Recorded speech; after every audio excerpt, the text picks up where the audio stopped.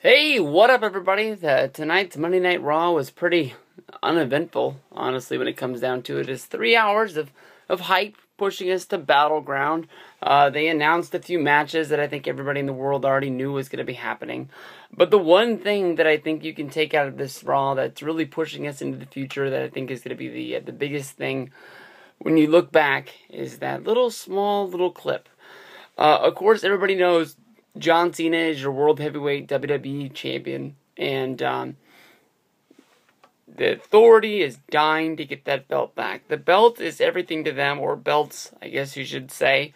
The Triple H really wants to get his firm grasp on the business. He wants his guy to be the champion, so he thinks that, basically, when WWE goes out on the road, they can sell out Raw, they can sell out SmackDown, they can sell out house shows, they can go around the world, and with Randy Orton as their man, that is where WWE is going to make the most money. That is where they're going to have the most eyes on their product. That's where they're going to have people subscribing to the network.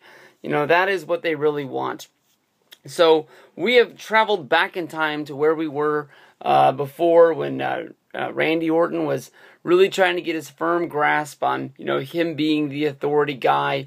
He was always, when he gets into the ring, he has all of the tools. He can wrestle, he can brawl, he can beat just about anybody. I mean, nobody is going to, doubt, the stats that are on Randy Orton's Wikipedia page. He's been champion, I don't know, 10 times over, I'm guessing. It might be plus or minus one or a few there, but I mean, he's been champion for years and years. We've seen him in about every role there is on the show, where basically, he was like the main guy on SmackDown, where he was sort of like a backup guy on Raw, and, for the last year, he's been, stuck in that main event slot where he's right there. He's been the A-plus player, that you can say, but they make Randy Orton out to be this crying, whiny bitch that, he always has to make sure that he's still,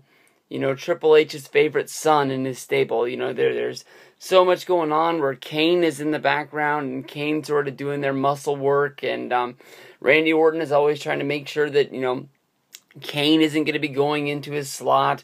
We haven't really seen it a whole bunch, but, Seth Rollins, the future of the company that, Triple H has brought into this, group, but they sort of killed off Evolution. They put the Evolution shirts on WWE Shop on clearance, so that I think that, phrasing is dead. I think that if they did keep the Evolution name, it would give a little bit of a better rub to Seth, but he is running around with the Money in the Bank.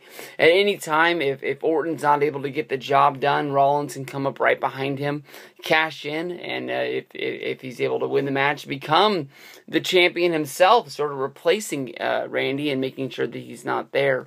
So, we got Randy, complaining about what his spot is, and Triple H just openly admits that, Kane is just a pawn in the game. He's just, a part of the, he's a part of the equation, but Randy is still the main guy. And as he walks off, Paul Heyman enters the scene, and Paul Heyman and Triple H, have a short discussion, where basically, everybody knows that Triple H has a plan B. And, for a while, us on the internet have been thinking that Plan B stands for Brock Lesnar. It starts with a B. It's just that easy. But, basically, Plan B, in my mind, has always been Seth Rollins with the Money in the Bank, because it's so easy. It's right there. But he does what everybody is expecting. Paul Heyman tells Triple H that if he needs a Plan C, to come see him, there is that offer, and that would be Brock Lesnar. One person did reply to me on Twitter, basically saying that you never know, it could be CM Punk to come in. I think that's a long shot guess, but I think that a lot of Punk fans are holding on, hoping that he does come into play somewhere down the line. But I think this is the opening of the storyline that sets us up for SummerSlam.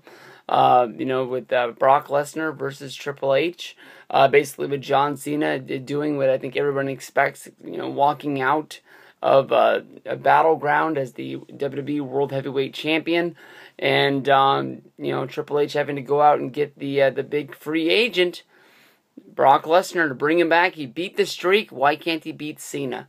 The only thing that people are going to bring up to that fact is that, these two have faced off before, and basically he wasn't able to get the job done. I think everybody remembers Brock beating the shit out of Cena in that match, but I don't think many people really remember that Cena won that match. So we'll have to see what goes down. SummerSlam's going to be a good one. Peace out.